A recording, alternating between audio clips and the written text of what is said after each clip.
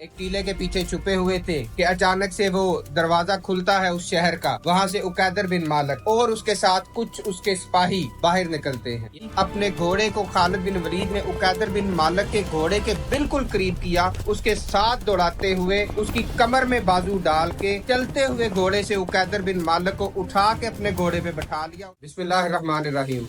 उकैदर बिन मालिक जब अपने बूढ़े वजीर के साथ ये बात कर रहा था कि दुनिया की कौन सी ताकत है कि जो मट्टी और रेत के टीलों को पार करेगी, इस सहरा को पार करेगी, कि जो इंसान के जिस्म से उसका मांस तक उतार देती, दुनिया की वो कौन सी ताकत है कि मेरे अलजोफ के गिर्द मौजूद चार दीवारी को पार करेगी फिर मुझ तक पहुँचेगी। दुनिया की कोई ताकत मुझ तक नहीं पहुँच सकती। जब वो ये बातें कर रहा था वो नहीं जानता था कि नबी करीम सल्लल्लाहु अलैहि वसल्लम का जानसार अपनी जान अपनी हथेली पे रखे हुए 400 सिपाहियों के संग उसके अलजोफ के अंदर दाखिल हो चुका था। हजरत खालिद बिन वलीद रज़ियल्लाहु ताला अन्हु अपने 400 सिपाहियों के साथ अलजोफ की सरहदों के अंदर दाखिल हो चुके थे। चांद की रोशनी इतनी ज्यादा थी कि दूर दूर से इंसान दिखाई देते थे। खालिद बिन वलीद रज़ियल्लाहु ताला अन्हु ने अपने 400 सिपाहियों को एक टीले के पीछे छुपाया। अपने साथ सिर्फ एक सिपाही को लेकर उकैदर बिन मालिक के दरबार की दीवार के करीब जाकर छुप गए। एक टीले के पीछे छुपे हुए थे कि अचानक से वो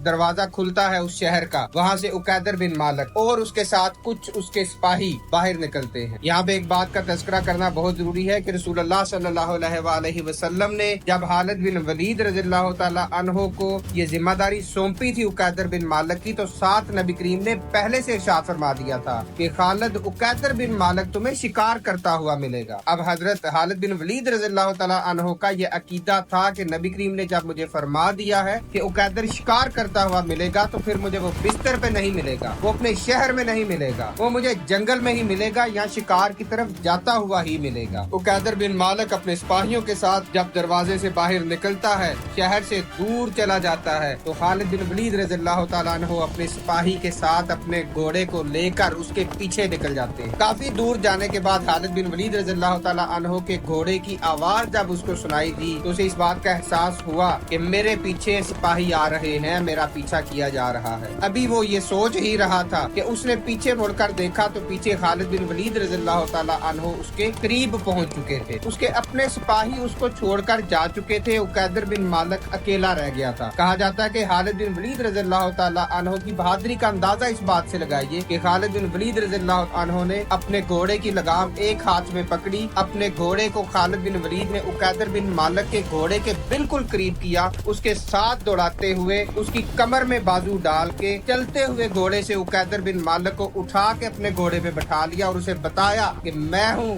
वलीद का बेटा, मैं हूँ खालिद बिन वलीद। खालिद बिन वलीद रज़ियल्लाहु ताला अन्हु ने अपने घोड़े पर उकैदर बिन मालिक को बैठाया और दूर इतनी दूर ले गए कि जहाँ पे उसके सिपाही अगर चाह भी सके तो ना पहुँच सके। वहाँ पे पहुँचने के बाद नबी करीम सल्लल्लाहु अलैहि वसल्लम ने खालिद बिन वलीद को फरमाया था कि खालिद उकैदर बिन मालिक को जिंदा मेरे पास लेकर आना। खालिद बिन वलीद ने उकैदर बिन मालिक से पूछा कि बताओ तुमने क्या कहा था? तुमने कहा था कि तुम इस्लाम के अजली अब्दी दुश्मन हो, तुम हमें अपना दुश्मन मानते हो, हमारे रसूल अल्लाह को अपना दुश्मन मानते हो, जबकि देखो हमने तुम्हें कोई भी नुकसान पहुँचाए बगैर अपने घोड़े पे सवार किया और तुम्हें यहाँ पर महफूज ठिकाने पर ले आए हैं। उकैदर बिन मालिक ने पूछा कि अब तुम मेरे साथ क्या सलूक करोगे? खालिद बिन वलीद रज़ियल्लाहु ताला अन्हु ने ये इरशाद फरमाया, उन्होंने फरमाया कि तुम्हारे ऊपर हम जुल्म नहीं करेंगे, तुम्हारे साथ वो सलूक नहीं करेंगे जो कि तुमने हमारे सफीरों के साथ किया है, बल्कि तुम हमारे मेहमान हो, हम रसूलुल्लाह की खिदमत में तुम्हें लेकर जाएंगे, वहाँ पे जाकर तुम्हें बताएंगे कि हमारी तुमसे डिमांड्स क्या है। खालिद बिन वलीद रज़ियल्लाहु ताला अन्हु उकैदर बिन मालिक को अपने साथ लेकर, उकैदर बिन मालिक का घोड़ा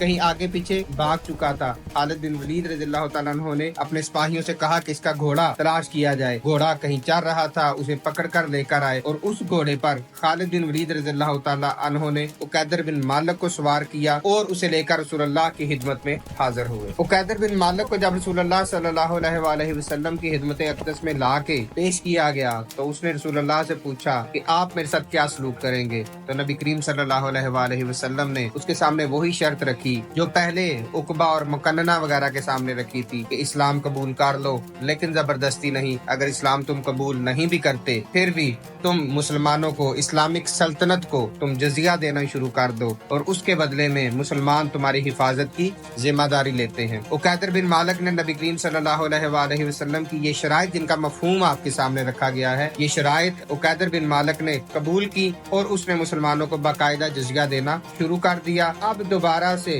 रोमन एम्पायर के साथ जंग करने की जरूरत नहीं थी। जैसे हमने पहले जिक्र किया कि रसूलुल्लाह सल्लल्लाहु अलैहि वसल्लम ने इन कबाइल को इस्लाम की दावत दी ही इस पर्पज के लिए थी कि ये कबाइल अपनी हिफाजत, मुसलमानों की भी ये डेफिनेटली हिफाजत करेंगे। ये कबाइल जब मुसलमानों की सल्तनत के अंदर शामिल हो जाएंगे तो रोमन एम्पायर का रास्ता ऑटोमेटिकली रोक दिया जाएगा। इसके बाद नबी करीम सल्लल्लाहु अलैहि वसल्लम मुसलमानों को लेकर तबूक से वापसी का सफर शुरू करते हैं और ये रसूलुल्लाह सल्लल्लाहु अलैहि वसल्लम की ज़ाहरी हयात मुबारक का आखिरी गज़वा था। और मुसलमानों का लश्कर जो अक्टूबर 630 ईस्वी में मदीना मुनव्वरा से निकला तबूक के सफर के लिए, वो दिसंबर 630 ईस्वी में मदीना मुनव्वरा में फातहाना शान और शौकत के साथ दोबारा दाखिल हुआ।